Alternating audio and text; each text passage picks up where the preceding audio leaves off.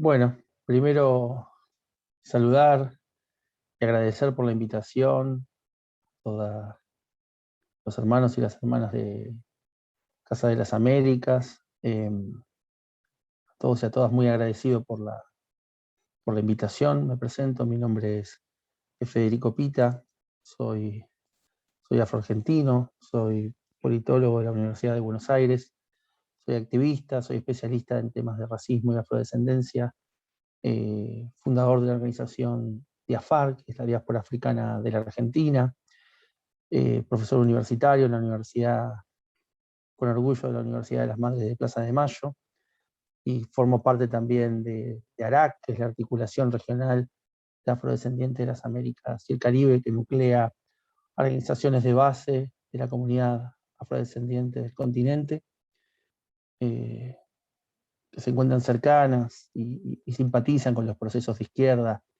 y progresistas de nuestra América. Y también integro el grupo de trabajo de Claxo, Crisis Civilizatoria, Reconfiguración en el Racismo, Movimientos Sociales Afrolatinos. Y desde hace un tiempo, desde la asunción del nuevo gobierno en Argentina, formo parte de la nueva gestión del Instituto Nacional contra la Discriminación, la Xenofobia y el Racismo, el INADI, y desde noviembre del año pasado, con motivo de la conmemoración del 8 de noviembre, que es el Día Nacional de los y las afroargentinos, afroargentinas, en memoria de una luchadora de la madre de la patria, como se la reconoce a María Remedios del Valle. En el marco de esa celebración y esa conmemoración, se creó al interior de la Administración Pública Nacional de Argentina y en el Gobierno Nacional por primera vez la Comisión para el Reconocimiento Histórico de la Comunidad Afroargentina, una política pública destinada a ejercer una acción de reconocimiento y reparación al interior de la administración pública, como les planteaba, que tiene como objetivo empoderizar y acompañar el fortalecimiento institucional de ese sujeto político y social que es la comunidad afroargentina, ¿no? Con un acompañamiento jurídico, con la creación de un padrón de organizaciones, con la realización de un encuentro nacional anual de los representantes de las organizaciones de la comunidad afroargentina organizada. Así que bueno, una vez más agradecer la invitación y sumar este granito de arena en esta reflexión continental a 20 años de ese hito histórico que fue Durban. Me toca por una cuestión generacional ser parte más de los desafíos y de trazar algunas líneas hacia adelante. No por eso marcar a lo que mi humilde entender es el hito más importante y que justamente nos tiene de protagonista a nosotros y a nosotras, a los afrodescendientes, ¿no? Y es ahí, pero en verdad es un año antes, en Santiago de Chile, acá en el sur del continente, donde nos reunimos el movimiento social negro, afrolatino, bueno, con toda una vastedad de autodenominaciones, negros, cimarrones, etcétera. Se encontraron ahí varios de nuestros referentes y lideresas y discutieron ante la invitación de los Estados-Nación, en esta cumbre preparatoria hemisférica hacia lo que iba a ser la reunión en Durban, en Sudáfrica, en 2001, a discutir una agenda de demandas en relación a nuestra realidad y y a la agenda de reparaciones de nuestra comunidad. Y ahí, a mi entender, se da uno de los saltos políticos más importantes de inicios de nuestro nuevo siglo, que es la construcción de la categoría afrodescendiente, ¿no? Es aquella que rompe con siglos de colonialismo, ¿no? Esa nomenclatura que habíamos heredado de la colonia, ¿no? Esa nomenclatura racial, esa sociedad de castas que había construido la mal llamada conquista, el mal llamado proceso de conquista, esa invasión, esa anexión de europea, esa anexión de la Via Yala, o lo que hoy conocemos como América, a la zona de influencia del viejo continente. Había sido necesario construir este andamiaje de la raza, y con ese andamiaje de la raza categorías que rindiesen cuentas de esa realidad política que se construía. Entonces aparecía toda una nomenclatura, lo negro, lo indio, lo mestizo, las mezclas, ¿no? esta herencia del racismo biologicista, de ese positivismo vinculado al darwinismo social, que nos ponía esa etiqueta que en el caso de los pueblos afrodescendientes iban a ser el rótulo necesario para aplicar uno de los crímenes de deshumanidad más atroces que se recuerde, esa etiqueta de negro como sinónimo de deshumanización extrema, al punto tal que permitiese raptar a millones de hombres y mujeres y niños y niñas para trasladarlos a trabajar hasta su muerte como mercancías, ¿no? Entonces me parece que en ese sentido, Santiago de Chile, pero bueno, luego Durban, ¿no? La realización de Durban, donde se logra instalar esta categoría que acuñamos nosotros y nosotras mismas, ¿no?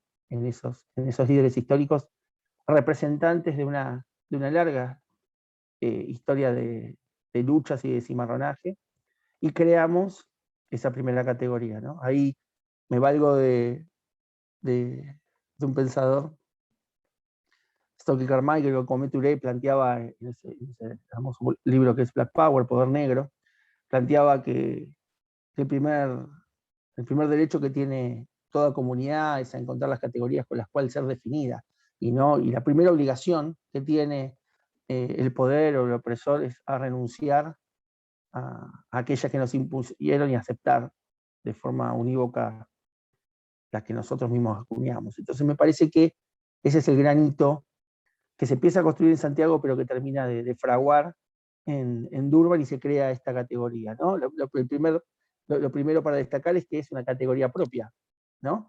Pero fundamentalmente que pone el eje de la discusión en un eje absolutamente político que tiene que ver discutir las reparaciones producto de la trata esclavista. Y fundamentalmente también supera la bendita cuestión de la cuestión cromática, ¿no? Ya el sujeto no pasa a ser definido simplemente por una cuestión epidérmica, sino que es un sujeto que no solo reclama al interior de una agenda política, sino que fundamentalmente recupera la agencia histórica y política que tienen, obviamente, los pueblos afrodescendientes, de los cuales indudablemente uno de los hitos más importantes en la lucha por la libertad lo da, en nuestra América lo da el pueblo afrodescendiente en Haití, ¿no?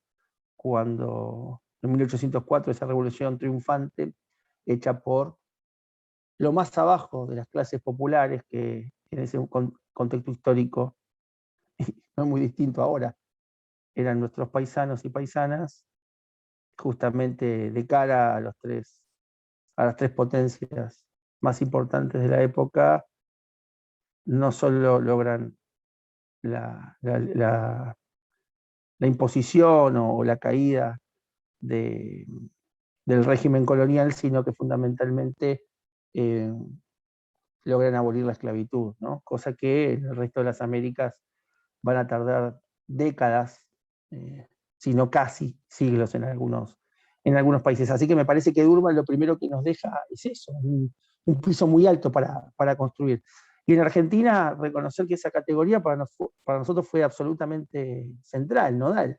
El hecho de encontrar que no difiere lo que haya pasado de Alaska a la Patagonia, esos 300 millones de paisanos y paisanas mías que encuentran en una definición que nos unifica como colectivo político, que de ninguna manera suprime las autopercepciones y mucho menos, ¿no? Obviamente, niega el proceso de reapropiación del lenguaje que provoca la idea del orgullo negro, de la belleza negra, pero indudablemente desde el punto de vista del avance para discutir con el corazón mismo del poder, ahí en el sistema de las Naciones Unidas, me parece que es una gran conquista.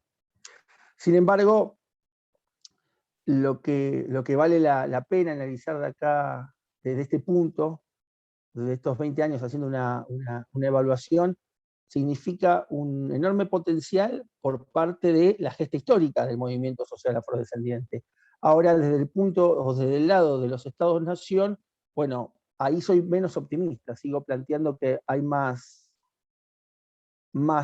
deudas que que acierto. Y lo digo en dos aspectos. Uno, por un lado, siendo absolutamente claro y categórico, ¿no? La posibilidad de construir agendas afrodescendientes o antirracistas en el marco de los gobiernos neoliberales es absolutamente compatible, ¿no? O sea, lo hemos visto como se adoptan ciertas agendas que en la superficie pretenden luchar contra las inequidades y las desigualdades sin tocar en un ápice las estructuras históricas de inequidad o de injusticias sostenidas en el tiempo para con nuestros pueblos. Ahora, sin embargo, dejando de lado ese análisis que me parece que cae en lugares obvios, o por lo menos en este encuentro donde vamos a hacer, nuestras voces van a ser mayoritarias, yo me centraría en lo que pasa de este lado, ¿no? Digo, suele ser fácil plantear que la derecha es racista, pero las discusiones hacia el interior de aquellos que pretendemos construir una historia desde otro lugar, hay ciertas rémoras que no son tan fáciles con simplemente discutir categorías o despojarnos de ciertas ideas. No, bueno, de ciertos temas. Bueno, pensar que hablar de determinados temas los reproducen y provocar la construcción de categorías que nos unifiquen a todos tras figuras eliminadoras de la diversidad de quienes somos los pueblos en las Américas. Y en ese aspecto, las izquierdas, los progresismos, a lo largo y ancho de las Américas, y Argentina no ha sido la excepción, tenemos una gran deuda en relación a la subordinación que durante mucho tiempo ejerció la idea de la clase sobre otras variables, ¿no? Para construir ciudadanía, para construir pueblo. Y me parece que en ese aspecto la categoría racial empieza a encontrar post-Durban procesos y fundamentalmente de la mano de los procesos organizativos de nuestras comunidades y nuestros pueblos, han encontrado cierto espacio de escucha en la segunda década del siglo XX, lo que algunos han llamado la década ganada. Sin embargo, queda mucho camino por recorrer, ¿no? Fundamentalmente en cosas tan simples como que no cubrimos ciertas formas a la hora de construir poder. Una cosa es el acceso a derechos y otra cosa es la democratización del poder. Y me parece que es una deuda pendiente, insisto, de Alaska a la Patagonia, ¿no? Ver que rostros como los nuestros estén ahí formando parte de la discusión. Porque estos rostros lo que cargan en sus espaldas son trayectorias, son historias. Y por otro lado también porque no todos los rostros de los demás son lo mejor. Digo, esos rostros blancos, eurodescendientes que ocupan los espacios de poder, honestamente no siempre son los mejores, ¿no? Digo, hay de todo, ¿no? Hay extraordinarios, mediocres, perseverantes, ¿no? Y en ese conjunto se van diseñando los proyectos que pretenden dar soluciones superadoras a los problemas de los pueblos. Bueno, en ese aspecto apelo que la diversidad étnico-racial también forme parte de esos espacios, y me parece que lo que abre el post-Durban es esa gran discusión, y me parece que es lo que estamos atravesando. El movimiento de mujeres a lo largo y ancho del continente, en el norte global, en el sur global, me parece que la agenda de los movimientos de mujeres, y ahí con un rol absolutamente protagónico, el movimiento de mujeres negras, racializadas, de los feminismos negros, en sus distintas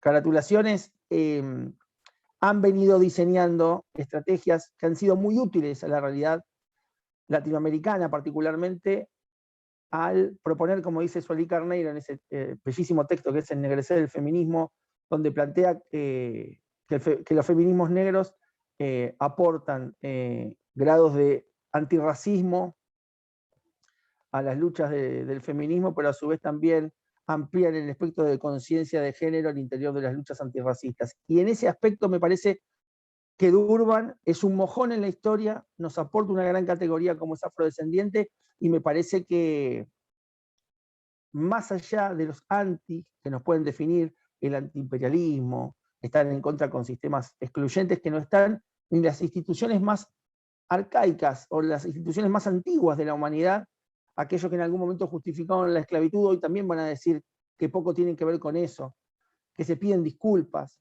Hay todo un amplísimo espectro de lo que se conoce como las reparaciones, o en nuestro caso, las afroreparaciones, pero fundamentalmente cualquier proyecto de democracia radical, de sociedades justas.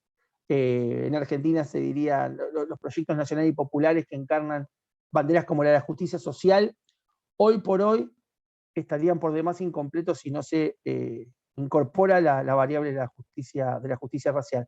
Así que en ese aspecto simplemente dejar esa reflexión, entender y celebrar los procesos de organizaciones de base, me parece que esos son la fuente, y en eso el pueblo afrodescendiente es ejemplo histórico, desde los cumbes en Venezuela, los quilombos en Brasil, los tangos en Argentina, en fin, los palenques en Colombia, etc.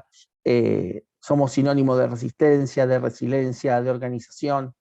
Me parece que el camino sigue siendo por ahí, y por otro lado la necesidad de que ciertas discusiones en los sectores que proponen un mundo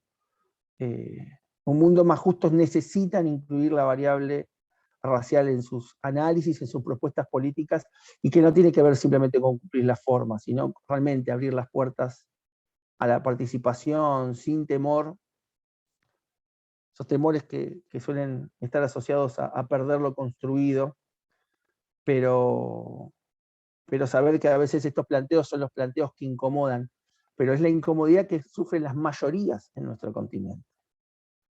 Las mayorías racializadas, no blancas, negras, como que las querramos llamar, cuando planteamos el tema incómodo, que es este tema que estamos hablando, incomodamos a los demás, esos demás que se sienten incomodados ese ratito, tengan la plena confianza que es un ratito.